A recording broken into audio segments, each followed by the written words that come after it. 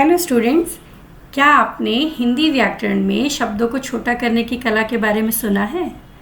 आज की क्लास में हम इसी विषय में बात करेंगे। जी हाँ, आपने बिल्कुल सही समझा।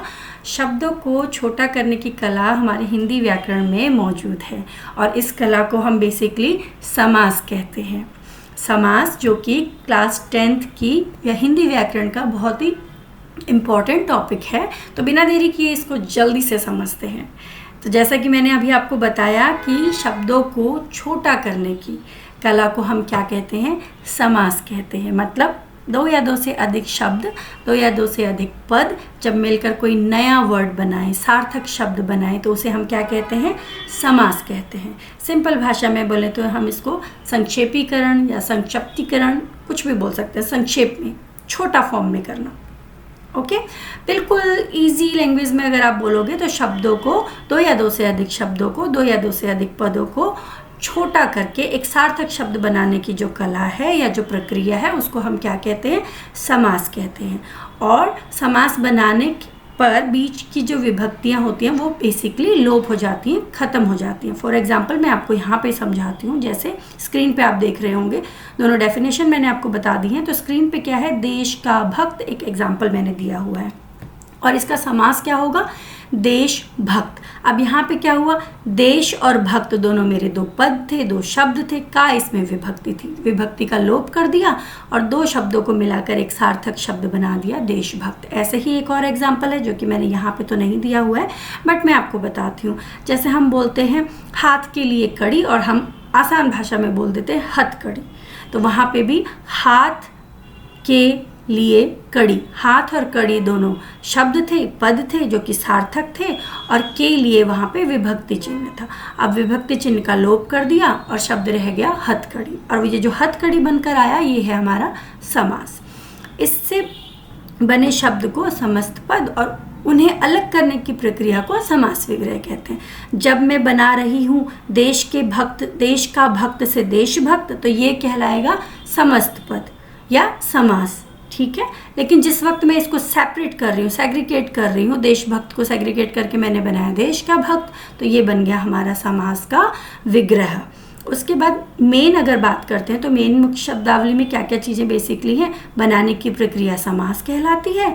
जैसे राजपुत्र एग्जाम्पल इन्होंने दे दिया। और जब हम उनको सेग्रीगेट करते हैं, राजपुत्र को ही अगर सेपरेट करते हैं, इसमें से निकालते हैं कि कौन से सार्थक शब्द थे, तो राजा का पुत्र, साथ में हमने विभक्ति चिन्ह का प्रयोग किया और इसको हम बोलते हैं समास का विग्रह करना। ये संधि विग्रह अगर आपने सुना होगा, और समास विग्रह, संधि विग्रह में वर्णों को हम लोग सेपरेट करते थे, यहाँ पे हम शब्दों को सेपरेट कर रहे हैं। इसमें बेसिकली जो शब्द दिए हुए हैं वो पहला शब्द जो कि राज है, ये क्या है? पूर्व पद है, और ये वाला जो पुत्र है वो पद क्या है बेटा? उत्तर पद है। ठीक है, अब बात करते हैं समास के मुख्य भेदों की। तो समास के जो मुख्य भेद हैं उनके बारे में हम बात करेंगे यहाँ पे। फटाफट पहले मैं उनके एक बार आपको नाम बता देती हूँ, फिर उनकी पहचान बता दूंगी। वीडियो में बने रहिएगा क्योंकि आगे मैं आपको ट्रिक्स भी सिखाऊंगी कि कैसे इन समास के भेदों को आप चुटकियों में पहचान सकते हैं। तो सबसे पहले बात करते हैं समास के 6 मुख्य भेदों की। तो पहला भेद है अव्ययी भाव समास, दूसरा भेद है तत्पुरुष समास, तीसरा भेद है कर्मधारय समास, चौथा भेद है द्विगु समास, पांचवा भेद है द्वंद्व समास और छठा भेद है बहुव्रीहि समास। ठीक है बेटा, हो गए होंगे आपको क्लियर? एक बार मैं फिर से बोल देती हूँ। पहला अव्ययी भाव है, दूसरा तत्पुरुष है, तीसरा कर्मधारय है, चौथा द्विगु है, पांचवा द्वंद्व है, छठा बहुव्रीहि समास है। अब फटाफट से इनका एक्सप्लेनेशन कर लेते हैं कि ये क्या होते हैं, इनको कैसे पहचाने। और मैंने जो यहाँ पे ये इनका एक्सप्लेनेशन किया है ना बेटा, बहुत शॉर्ट में किया है। साथ ही आपको वो मोस्ट इंपॉर्टेंट एग्जाम्पल यहाँ पे मैं प्रोवाइड कर रही हूँ जो पिछले बोर्ड के एग्जाम्स में आते रहे हैं। तो अव्ययी भाव समास की पहचान क्या है बेटा? यहाँ पे पहला पद यानी कि पहला शब्द हमेशा क्या होगा? उपसर्ग होगा। और अव्ययी का मतलब क्या होता है? जो कभी ना बदले। जैसे देखो, यथा, प्रति में प्र, आजीवन में आ, रातों रात मेरा, ये सब क्या है? उपसर्ग हैं जो पहले लगे हुए हैं। यथा कभी नहीं बदलेगा, प्रति कभी नहीं बदलेगा, तो शक्ति के अनुसार, प्रत्येक दिन, जीवन भर, ये इनके मीनिंग्स हो गए। उसके बाद नेक्स्ट की तरफ जाते हैं तत्पुरुष समास। इसकी पहचान क्या है?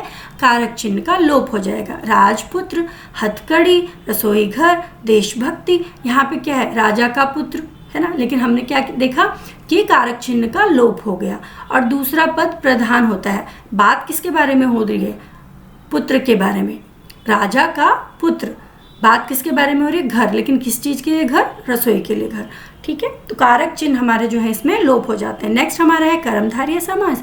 इसकी पहचान क्या है? विशेषण विशेष्य है, मतलब यहाँ पे आप जो या के समान का वर्ड्स देखेंगे और बेसिकली यहाँ पे या तो तारीफ की जाती है या फिर कंपैरिजन किया जाता है। नील कमल, नीला है जो कमल। चरण कमल, कमल के समान चरण, ये तो तारीफ ही हुई ना। महात्मा, महान है जो आत्मा। उसके बाद नेक्स्ट आता है आपका द्विगु समास। पहचान क्या है? पहला पद, पहला शब्द हमेशा संख्यावाचक होगा, मतलब नंबर आपको उसमें दिखाई देगा। जैसे चौराहा, तिराहा। चौराहा मतलब चार राहों का समूह, तिराहा मतलब 3 राहों का समूह, नवरत्न मतलब 9 रत्नों का समूह, सप्ताह मतलब 7 दिनों का समूह, तिरंगा मतलब 3 रंगों का समूह। कुछ पर्टिकुलर जगहों पे थोड़ा सा कहीं कहीं पे ऐसा हो सकता है कि बहुव्रीहि भी हो, वो आपको कुछ वर्ड्स, कुछ ऐसे शब्द हैं जो आपको याद करने होंगे और वो पर्टिकुलरली इंपॉर्टेंट होते हैं, वो मैं आपको बता दूंगी आगे। फिर आपका नेक्स्ट आता है द्वंद्व समास। पहचान क्या है? दोनों पद प्रधान होंगे, बीच में और या योजक चिन्ह का प्रयोग होगा। ये किस कंडीशन की बात कर रहे हैं? योजक चिन्ह तब होंगे जब वो समास फॉर्म में है, और का प्रयोग आप तब करोगे जब वो विग्रह फॉर्म में है। तो ये पहचानने की बात है। अच्छा, दूसरी पहचान क्या है? दोनों के दोनों जो प्रधान पद, एक तो दोनों प्रधान पद होंगे और दोनों बेसिकली विलोम शब्द ही होंगे। आप अगर देखेंगे तो जैसे माता पिता, सुख दुख, रात दिन। अब इनका विग्रह करती हूँ तो माता और पिता, सुख और दुख, रात और दिन, दाल और चावल, दाल चावल, दाल और चावल। उसके बाद नेक्स्ट हमारा आता है बहुव्रीहि समास। इसमें क्या होता है? कोई तीसरा अर्थ या भगवान के नाम, इसमें ये इसकी पहचान है। इसमें कोई भी पद प्रधान नहीं होता, बल्कि दोनों मिलकर किसी तीसरे अर्थ की ओर संकेत करते हैं। जैसे दशानन, 10 हैं आनंद, जिसके इशारा किसकी तरफ है? रावण की तरफ, जो कि एक फेमस पर्सनैलिटी है। लंबोदर, लंबा है उदर जिनका, जो कि गणेश जी के बारे में बात हो रही है। तो ये बहुव्रीहि की पहचान है। बेसिकली देखो, एग्जाम में ना विग्रह भी पूछा जाता है। अब अगर वहाँ पे विग्रह पूछा जा रहा है तुमसे कि विग्रह करके दिया हुआ है और आपसे पूछा जा रहा है कि भी पीताम्बर का कौन सा विग्रह सही है, और वहाँ पे पीला है जो अंबर लिखा है तो ये कर्मधारय है। लेकिन अगर वहाँ लिखा हुआ है पीला है अंबर जिसके, अर्थात श्री कृष्ण, तो उसका नाम हो जाएगा बहुव्रीहि। अगर ये वाली डेफिनेशन वहाँ पे आ रही है विग्रह करके, तब ये बहुव्रीहि होगा, क्योंकि किसी पर्टिकुलर के बारे में बात की जा रही है, राइट। और अगर पीला है अंबर तो कर्मधारय समास होगा। अब मैंने आपसे बात की थी कि कुछ ट्रिक्स के बारे में हम बात करेंगे, तो समास पहचानने की 6 जादुई ट्रिक्स हैं, इनके बारे में फटाफट से बात करते हैं। अब यही भाव की ट्रिक क्या है? उपसर्ग। याद रखना, पहले शब्द में उपसर्ग होगा स्टार्टिंग में। तत्पुरुष की ट्रिक क्या है बेटा?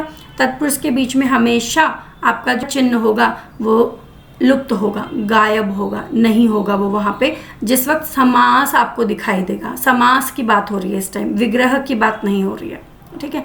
कर्मधारय में क्या होगा? कर्मधारय में तारीफ होगी या तुलना होगा, और विग्रह करने पर क्या होगा? विग्रह करने पर क्या आएगा? विग्रह करने पर जो या के समान आएगा। ऊपर भी इन्होंने दिया हुआ है, विग्रह करने पर क्या आएगा? विग्रह करने पर का के लिए आएगा। द्विगु समास में क्या है बेटा? द्विगु समास में आपका संख्यात्मक रहता है, स्टार्टिंग का जो शब्द होता है पहला अक्षर नंबर फॉर्म में रहता है, जैसे त्रिभुज। फिर उसके बाद द्वंद्व है। द्वंद्व में विलोम और जोड़ ट्रिक चलती है। बेसिकली योजक चिन्ह होगा और का प्रयोग होगा विग्रह करने पर, और एक दूसरे के उल्टे या जोड़े होते हैं विग्रह करने पर, और आता है जैसे हार जीत, पाप पुण्य, भाई बहन, माता पिता। और बहुव्रीहि की ठीक है वीआईपी ट्रिक। वीआईपी ट्रिक मतलब कोई भी पद प्रधान नहीं होगा, दोनों मिलकर किसी तीसरे वीआईपी के बारे में बात करेंगे, किसी सेलिब्रिटी टाइप पर्सनैलिटी के बारे में बात कर रहे होंगे। मैं मस्ती में बोल रही हूँ आपको। वीआईपी ट्रिक को वीआईपी की तरह ही याद करो, भगवान का नाम होगा या किसी स्पेशल पर्सन का नाम होगा, इसलिए वीआईपी ट्रिक बोला गया है। तो ये बहुत ही आसान तरीके हैं, ये बहुत ही आसान ट्रिक्स हैं। यही सब आज का हमारा था। आज के टॉपिक में हमने समास की डेफिनेशन करी है, समास के भेद करे हैं और समास को जानने की ट्रिक्स की है। मिलती हूँ नेक्स्ट वीडियो में, तब तक के लिए अपना ध्यान रखिए। Take care, bye bye.